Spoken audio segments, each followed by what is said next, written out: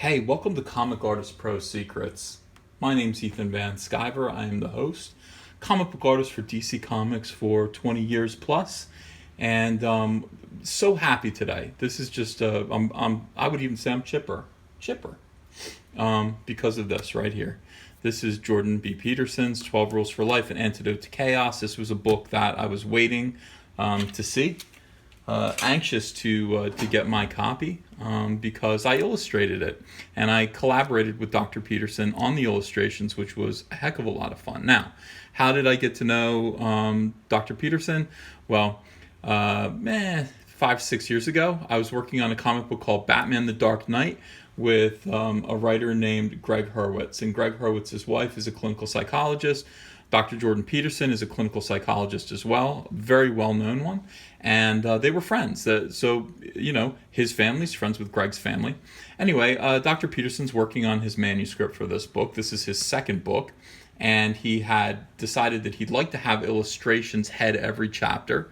Art inspired him tremendously. So basically he took photographs from the internet of famous works of art that he liked, and he said, I'd like this to be here. So it's a statue of David. I'd really like this photograph to head the chapter. Well, his editors kind of probably steered him in a different direction and said, A, we don't know if these photographs are copyrighted, and B, you could just get an illustrator to provide you with something, if not exactly like that, something that kind of evokes the same ideas. And Jordan Peterson I don't know if he knows many artists, I'm not sure, but he knows a lot of creative people, including my friend Greg Hurwitz. And because we had that mutual friend, Greg introduced us, and I got on the phone with Dr. Peterson a few times. He sounds just like he does in his videos on the phone. It's awesome. I fanboyed out a little bit, have to be honest. Enjoyed my talks with him. So he gave me the manuscript. I was able to read it, and he gave me a packet of his illustration ideas, the photographs, and he let me sit on it for a little while. I kind of read the book and thought about what he wanted to do, and I was thinking, well, I could just redraw all these photographs that he wants. If he wants me to redraw the Mona Lisa or something, I suppose I could do that. And then a month passed, and we got on the phone to kind of have a creative meeting about it, and it was not too dissimilar from having a creative meeting with a comic book writer. Frankly, it was very cool. So I knew that he had 2 kids, and I said to him, I really have this pretty good idea. Having read the book, or at least most of it, I don't think I was able to finish the manuscript. Reading takes a long time for me when I'm working all the time. Drawing, you can't draw and read at the same time. But still, the idea from the book was fairly clear, and the feeling that I got from it was of having a very scholarly, learned, and wise father figure. Okay, in Dr. Peterson. Let's just imagine that Dr. Peterson is your dad, and he's about to send you off into the world. You're 18 years old. You're about to go off to college. What kind of advice would your father give you if he were wise and if he were a psychologist and he knew? He learned a lot of things. He knew how to earn respect, and he knew how to look after yourself, and all of these things. What would the experience of that be like? And so I said to him, what I'd like to do is I'd like to treat you in these images as this kind of omnipresent narrator, and then I'd actually like to put your 2 children in all of the illustrations as if you are walking them through the coolest art museum in the world. Most of the time, I think there are 2 or 3 spots where we had to leave the art museum just because the illustrations he wanted called for that. But for the most part, you're walking them through an art museum. You're showing them images, and you are teaching them. You're raising them. And by buying this book and by reading this book, you are also kind of being taken under Dr. Peterson's wing, almost like a surrogate child, and being instructed and receiving his wisdom on how to lead and live your life the right way. So I would actually show the illustrations that he wanted to show. I would redraw them, and then I would have his children witnessing them. Okay, they're learning, they're listening, they're learning, they're reacting. And he loved that idea. He thought that was really cool. So there's kind of a linear story arc going on through these illustrations. And although the illustrations in this book are not a big deal, I mean there are only 12 of them. The book is rather lengthy, and so you'll get a peek at my work, and then you move on and really get to digest what Dr. Peterson is saying.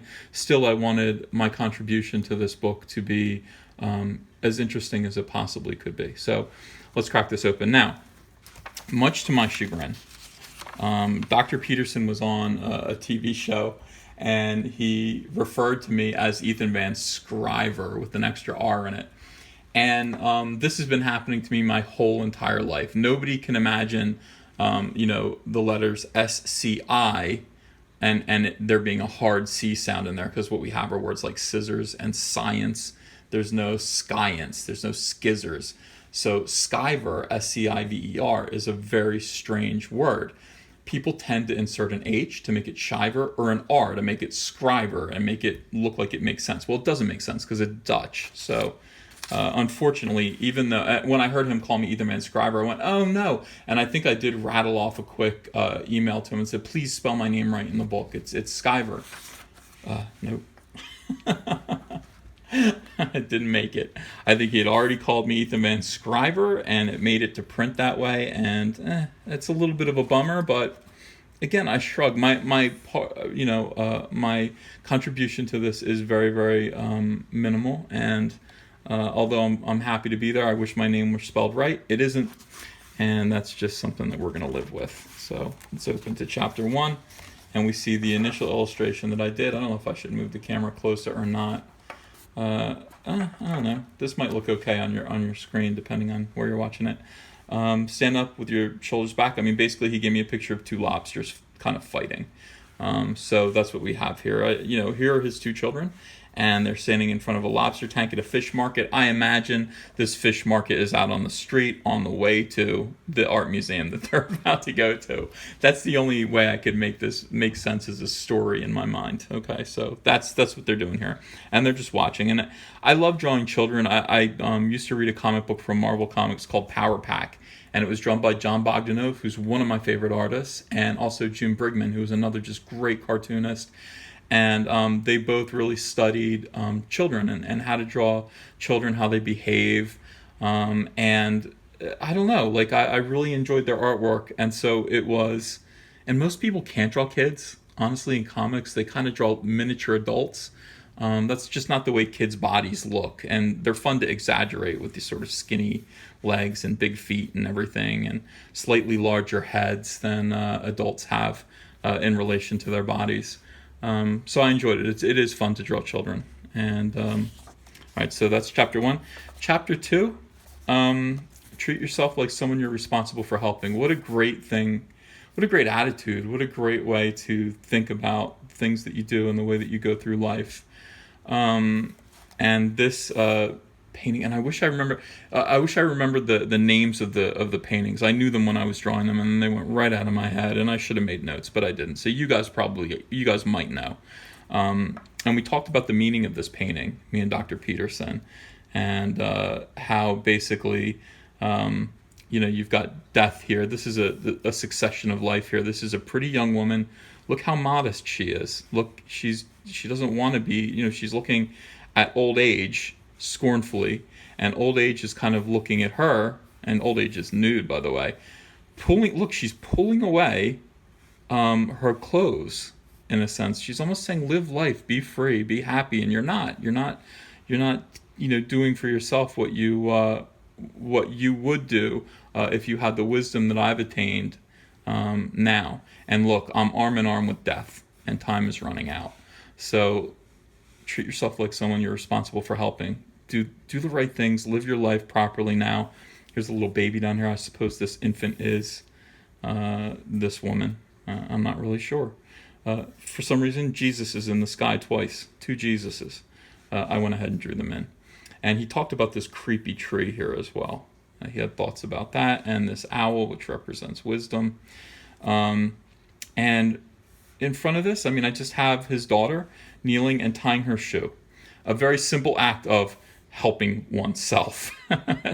that's all it is. And I just thought it was a neat little kind of gesture. I had my stepdaughter Kaylee pose for this because I wanted to get it just right, and she's about the same age that I was looking for. So I just had her pose, and then I changed the hair and changed the clothing.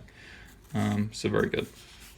And I think this is one of my favorite ones. I like this illustration. Chapter 3, make friends with people who want the best for you. Statue of David, that's all he wanted. And so what I wanted to do here was, and by the way, I mean, all of these pieces of art exist in one museum. I'd like to go to that museum. This is the greatest museum in the world. We have his son, very small. His shadow extends behind him, larger. He's going to be a man one day. And this is the kind of man that, hopefully he's going to want to become. It's very simple, but he's a tiny little boy right now. So, I don't know, looks good. I like this black, kind of almost negative space here that really pulled the illustration together for me. Rule number 4, compare yourself to who you were yesterday, not to who someone else is today. And that was a tricky one for me to do. What he actually had, his initial illustration idea, was a cityscape. And there was one version of the cityscape, and below it was another version of the city, but there was a new building there. And that would have worked well for those photographs. I didn't necessarily want to draw that. I couldn't figure out how it would correlate to these two children. So instead, I decided to do this very simple thing where they're up against a measuring chart here. Clearly, this is in their house. These are the names of his kids. And you can see that, like, even though she is taller than him, and he's looking at her like, you're taller than me, and I'm a boy, I want to be bigger than you. Her growth in the same time span is very small compared to his growth in the same time span. So if he was comparing himself to, where he is today as opposed to yesterday, he'd be very pleased he grew that much. Instead, he's looking at her rather, enviously, and she hasn't grown very much at all. So eventually, pal, you're going to catch up. And neat illustration. All right, let's see. Chapter 5. Do not let your children do anything that makes you dislike them. Man, it's all very profound and important. It's important that you love your kids and that you instruct them to behave in ways that are admirable. He had this. This was the single illustration that he wanted for this chapter, was just this plaque with the common law of Virginia State Bar. And, okay, that would have been fine. And it was fine. So basically, let's just show this to the kids and let them read it. I like this posture here.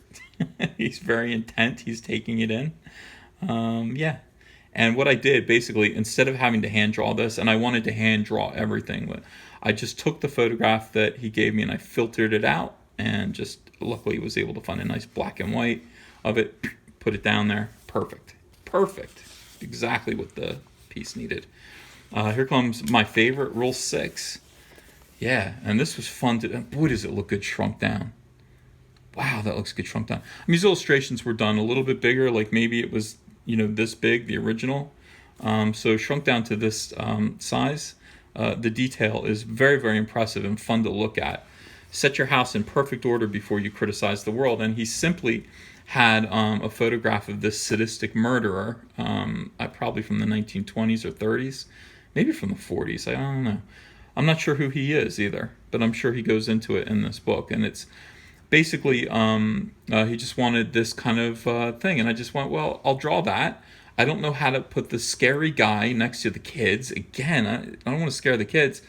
We had to do that. So the kids are walking, look, really small, past this house. I built this house shape around the drawing. So this house is not in order, and these kids are about the proper proportion to this house if they were walking down the street. And they're nervous about it, and they should be. And the brother has a protective hand on her shoulder. You notice he's slightly taller than her now. That was deliberate. And I just like it because as an illustrator, I'm a comic book artist, so I really like drawing scary people. I like this guy had a great villainous face and a really cool, like his mouth, the way it's tight and frowning. And yeah, this is a man who is deeply, deeply troubled, and it was fun to draw these shapes that made up his face and his head. I think like that, sorry. All right, rule number 7. Pursue what is meaningful, not what is expedient. Okay, so we got the Pieta. I drew that. This probably took the longest and was the most difficult out of all of them. I wanted to get each. By the way, I don't believe in light boxing. I don't light box things. I actually draw things. I don't trace them. I will sit there and work it out. It's what I was taught to do in the 2nd grade when I was in a gifted art program that advanced me to the 6th grade. They taught you to look at a magazine photo and make tiny measurements in your head and actually draw what you see. And that's what I did here. So it took forever, and I tried to get every single wrinkle right, correct, accurate. This is a great, famous work of art. It needs to be respected. And here are kids looking again. These are just things to be witnessed in awe. And can you imagine going to a museum and seeing the Pieta, and then let's see. Here we have another Middle Ages work of art. This was interesting. This one also, this might have taken the second longest because this was actually before they understood the rules of perspective. So you can see that this table is kind of wonky. It's not in proper perspective, and nor is this kind of sandbox, or I think kind of sieve or something that's here. Everything is wrong, but it's still lovely, and I drew it exactly as I saw it. Again, didn't trace it. So imagine redrawing all this and getting it all right, and not tracing it. This is what took time with these illustrations. They had to become my own illustrations somehow. And I was in the pursuit of duplicating perfectly those illustrations because Dr. Peterson wanted the actual illustration there. So it was my job to kind of represent that in a way that he could own the copyright. So, and without a problem. So we've got our kids. I like her sitting Indian style at this kind of picnic-y kind of affair. Nice. It all looks really good shrunk down. That's the fun thing about seeing your work in print as an artist. All right. Rule 9, assume that the person you're listening to might know something that you don't. Good advice. Here we have this awesome painting. This took an awful long time. And it doesn't look like it would. That's the thing about this, is it doesn't look like this, there's so much here, but this took a long time to draw. And these two are imitating this gesture here. She is behaving like him, he's behaving like him, and he's got something to say, and she doesn't want to hear it. Go through that all the time. Rule number 10, be precise in your speech. Very simple. It was fun to do. This one actually probably took the least amount of time, and I was like, yay, hooray, let's get it done. Do not bother children when they're skateboarding. This was a challenge because, really it had nothing to do with art or a museum. It was just kind of, these last two illustrations were his children being kids. And so here he is holding a nice skateboard. He's got his helmet on. Here's a nice skateboarding ramp. Good smile. It looks a lot like his father. All right, and then rule number 12, pet a cat when you encounter one on the street. Now, this bothered me because it says pet a cat, but he gave me reference for his dog wearing sunglasses. I was like, why don't you change it to pet a dog? And he said, no. I was like, then how can I draw a cat? He said, well, you can do whatever you want. And I went, but you want the dog? And he said, yes. So I drew his daughter hugging their dog with the sunglasses, and that closes out the book. So thrilled, honored, Dr. Professor Jordan Peterson. Thanks for the opportunity. I'm excited. This book is out now, and it is available for purchase. And hey, listen, if you see me at a comic convention, bring me one. I'll sign it just the same way I'd sign a normal comic book. All right. Thanks, guys. Bye.